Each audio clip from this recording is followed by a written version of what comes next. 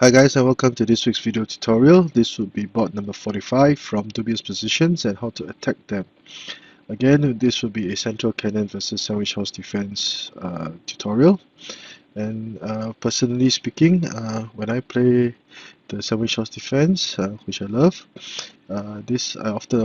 I often encounter this attack by red, and this is a very practical board. Again, thanks to Master Xiangqi and Grandmaster Xiangqi for allowing me to use their work and sharing the insights of this very beautiful opening and even more profound game. So without further ado, let us begin. Central cannon, pale corner cannon, red chooses the foul chariot, sandwich house defense, and p3 plus 1 is played. In the previous boards, p7 plus 1 is played, and it will mark a big divergence in the opening systems. Generally speaking, black's most powerful or biggest issue in the opening board would be this horse. So if by pushing p3 plus 1, black would have trouble trying to develop this horse, and usually speaking, it would be ideal if red were to suppress the development of this horse. Usually red would have a easy game ahead going to the mid game. Now with p3 plus 1, nevertheless, black would have his ways of dealing with this issue. So in this part, we'll be introducing one of the more common ways of developing the chariot as a ranked chariot. Now, this so far both the moves at this point in time are okay. They are considered tabiat moves, and the red will try to find some form of compensation. Try to find some form of compensation by developing his chariot, hopefully pushing across the palace to the rib file over here and attack this flank. Now, another commonly seen counter would be to play p3 plus 1, which is perhaps even more commonly seen than playing r9 plus 1. With p3 plus 1, red develops his third pawn. Black will do likewise, and this move, the development of this horse later on, would more or less counter the development of this horse. So each color would have its advantages, and this is another major opening line. But for today's board, we will be discussing r9 plus 1. And next move, in this board, red will play h3 plus 4. This would be the dubious move in this board. Now, the line of thinking behind this move is that red will be prepared to try to capture the black pawn over here, because black had not upped his defenses along the central file, and hopefully he will be able to gain a headhunter cannon, which will control the central file, and he could continue his attack later on by developing his left flank. However, this move would be a dubious move because black would have a very powerful counter in place. Now,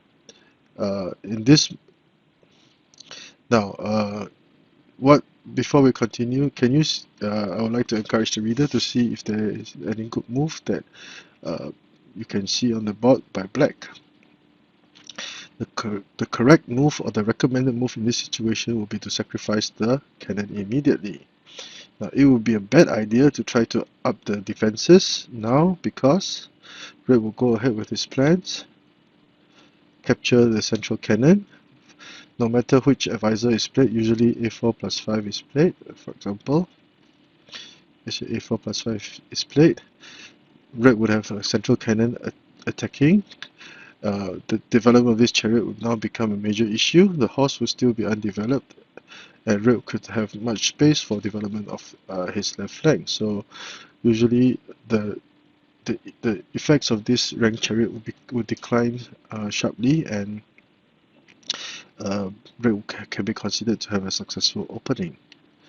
So the correct move in this situation is not e3 plus 5, but c6 plus 6. And this would be a brilliant move. Now, this would also be the position of discussion. And at this point in time, there are three major variations. The first will be e3 plus 1, the second will be r2 plus 5, and the third will be r2 plus 7. Now, obviously, red cannot capture the cannon because black will immediately play r9 equals to 6. With r9 equals to 6, the black will immediately gain back lost material, and the loss of an advisor so early on in the game would spell a lot of trouble for red. And black will go from strength to strength, and he will usually have a significant advantage by this point in time. So now let us go to variation A, e3 plus 5. Now red wanted to move the elephant so that he could use the chariot to capture the cannon instead. So black would retreat his cannon after pilfering an advisor, and his cannon would have managed to escape unscathed. So let us see what would go on. Now, h8 plus 9, red would consolidate his defenses or prepare to develop his left flank. Now, would h4 plus 6 be a viable option? No, because black would play r9 equals to 3. So with r9 equals to 3, the red horse cannot do much at this point in time. Black would be prepared to play b3 plus 1 to force a trade of material and be prepared to attack this flank. Again, red's defenses are already flimsy, and the pressure now would be tremendous. And if red accepted the trade of horses, he would have wasted tempo, lost tempo, because the horse would have moved 1, 2, 3, 4. Red would have used up 4 moves to trade for a black horse that only made 1 move, and also black would have been able to make more gains with his positioning. Obviously, black would have an easy time ahead. So that is why h4 plus 6 is not a good idea. Instead, red is usually recommended for red to play h8 plus 9. But if h8 plus 9 were played, the black chariot would now cross the palace and apply a lot of pressure on this flank. Red tries to threaten the cannon. Again, there's already a loss of tempo. Black would now double down his attack on this flank by capturing the pawn. Now, red tries to gain some momentum with a counter attack by pushing the cannon forward, hoping to capture the central pawn, and there's also a discovered attack on the black cannon. Black does not fear, move his cannon to safety, and red will now bet everything on the headhunter cannon. Now, if he chooses to move h9 plus 7, black would simply threaten the horse, forcing them to be linked. Again, the cannon will be protecting the horse, so there will be no fear. And black could take his time to up his defenses. As can be seen, comparatively speaking, black would have the advantage because red's horses are now red's horses cannot do much. It is a liability, and black would also have the advantage. Okay, red will bet everything on the central pawn, and after trading material, although red finally managed to gain something that he wanted, but there's only one lone cannon attacking, and it will not be able to do much at this point in time. Red would immediately deliver a check and deal with the issue of this cannon. Black tries to protect, but black is prepared to gain material. Now, this move, red will try to play p5 plus 1, hoping to threaten the cannon and push p5 plus 1 forward. Now, this move was played out of desperation. Say if k5 plus 4, hoping to threaten to capture an advisor, black would simply gain material. And at this point in time, 1, 2, 3, 4 major pieces versus red's 1, 2, 3, and 2 of red's pieces are still underdeveloped. So, and there's always an option of playing r5 equals to 6 to force a trade of chariots, thereby further weakening any attack the attacking potential of red's remaining pieces. It'll be very hard for red to continue the game. So k5 plus 4 is not a good idea. And red chooses to play p5 plus 1 out of desperation. But black would just simply trade material. And after trading material, as can be seen, now black would have 1, 2, 3, 4 pawns. Red would have same amount, although one pawn has crossed the river, but black's defense is in disarray, and the full guard at this point in time will be able to do much. And at this point in time, red would have a very good chance of winning. So this can be seen in variation A, e3 plus 1 would not be viable. So let us go to variation B, r2 plus 5. Red tries to mount a counter-attack, preventing the cannon from capturing the chariot. Now, this red hopes to create a complicated situation whereby he could try to claw his way back into the game. And black would immediately sacrifice the pawn, threatening the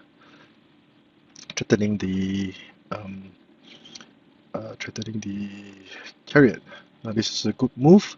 It will entice the red chariot to go into dangerous territory, and black will be able to make use of the situation, to exploit the situation.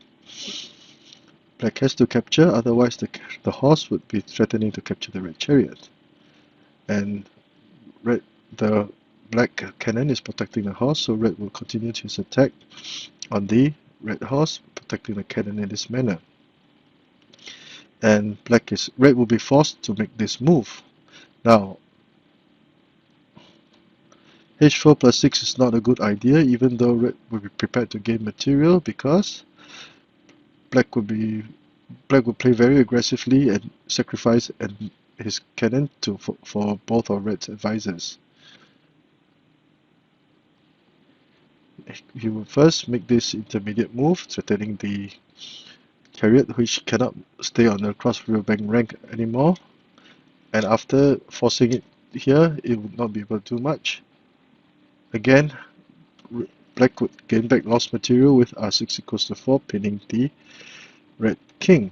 So now this would be even a worse situation than before, because red would now have lost both his advisors, and the black chariot would have managed to cross the palace and attack this flank.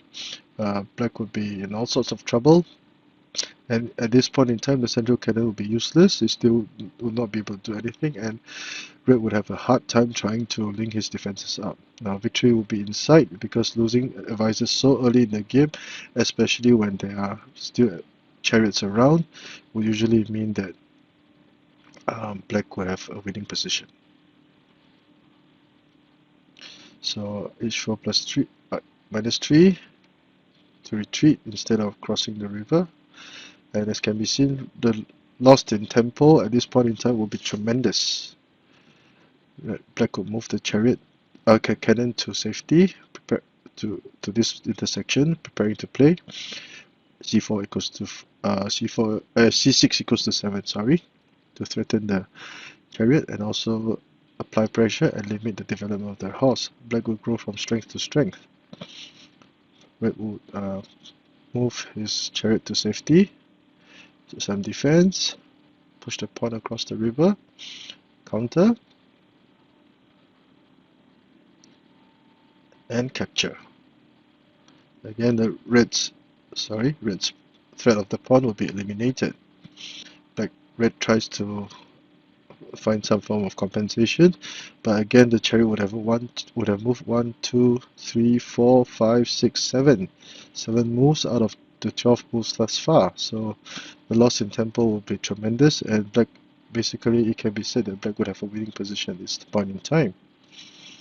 Black protects the horse, more defense. Again, the chariot is forced to move. This entire flank has not been moved yet. threatens the chariot again, forcing him to move again, and then forces a trade of material. By forcing the chariot to retreat, Black would now be prepared to develop his horse, and again, even though Red tried his best to create trouble or issues for Black, but he will not be successful. And at this point in time, as long as if Black played correctly, the loss of advisors and the disarray in Red's formation and the huge loss in tempo would mean that Black would have a winning game on hand.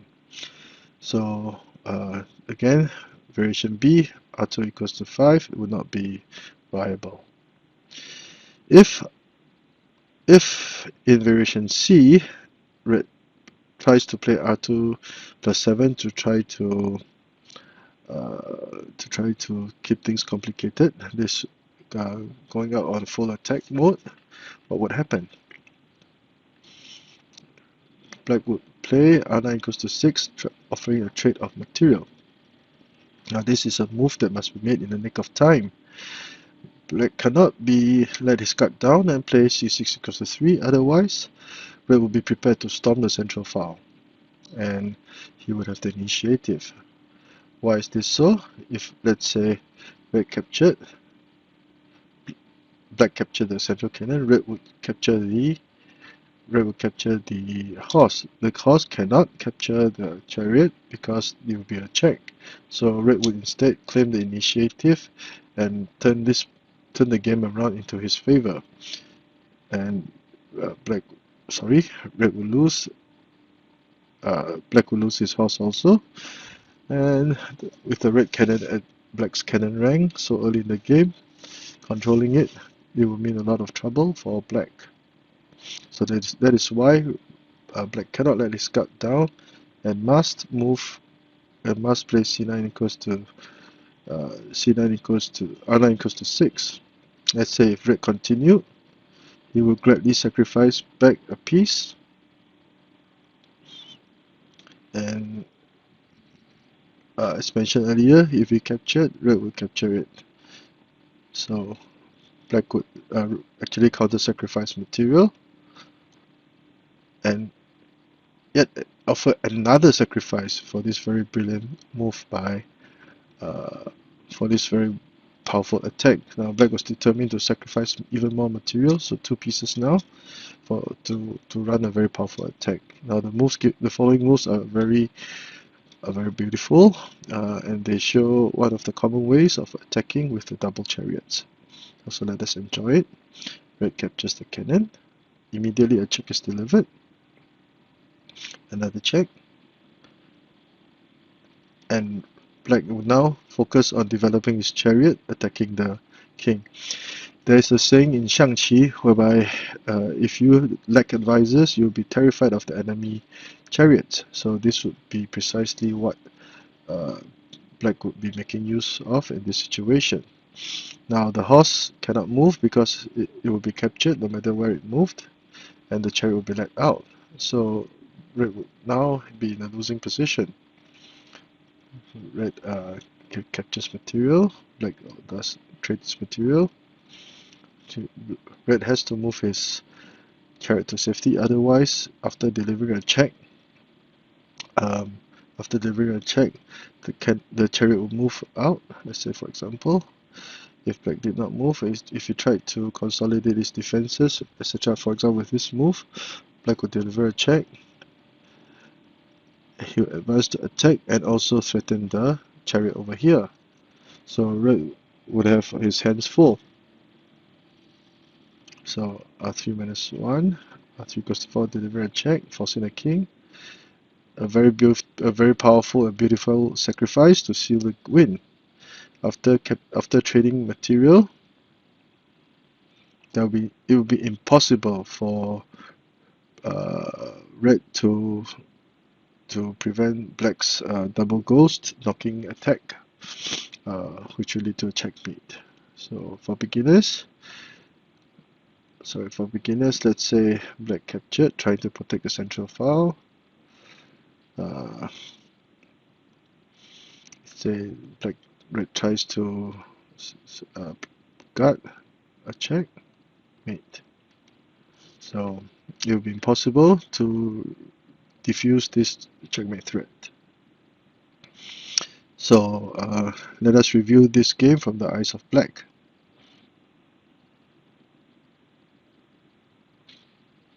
Central cannon, p3 plus 1, as black attempts to limit the effectiveness of this horse, which is okay and one of the major opening lines or variations in this opening system. R9 plus 1, more commonly seen is p3 plus 1, but R9 plus 1 would also have its uses. Dubious move, bam. Black would have won the game as of now. Of course, the king cannot capture, otherwise red would gain back lost material and gain an advisor in the process. Variation A, e3 plus 1, to prevent because after capturing, the cannon will be threatening the chariot. With e3 plus 1, red will try to capture the cannon using his chariot instead. The cannon escapes unscathed. H8 plus 9 to develop this flank. Now h4 plus 6 is not a good idea because black will play r9 equals to 3 followed by p3 plus 1 to trade material. r9 equals to 4. The cannon moves to safety, protects the horse, and is not in any mortal danger. Red tries to attack the central file and also attack the cannon, forcing the black cannon to retreat. And red would now gamble everything on his headhunter cannon, which black would gladly give him. After trading material, 1, 2, 3, 4, 1, 2, 3, 4. But red will now deal with the issue of this cannon, delivering a check, sealing any escape routes. Threaten to gain material.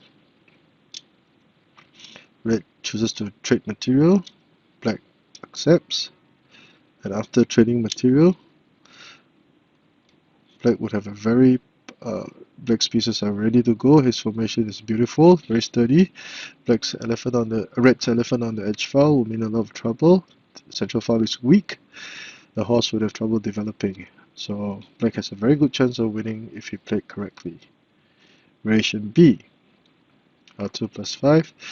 Red tries to prevent capture and tries to strive for a complicated situation, but a very beautiful move by black, sacrificing, forcing the red chariot into a precarious position, and then threatening to trade material, forcing the red horse to retreat. If h4 plus 6, red will gain an extra advisor and also gain back lost material. So victory will be in sight. Retreat. Black would have pilfered an advisor very successfully. h3 plus 6. Some defense. Pushing. Counter push. Capture. Any momentum of red's attack would be eliminated.